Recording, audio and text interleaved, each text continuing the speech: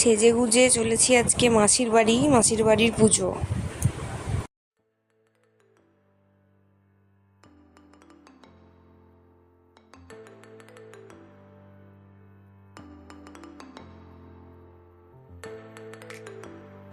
এটা হচ্ছে মন্দিরটা এখনো কমপ্লিট হয়নি, তৈরি হচ্ছে।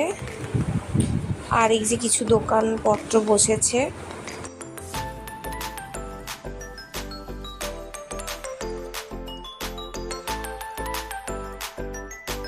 ঠাকুর আসছে, ভ্যানে করে ঠাকুর নিয়ে আসা হচ্ছে।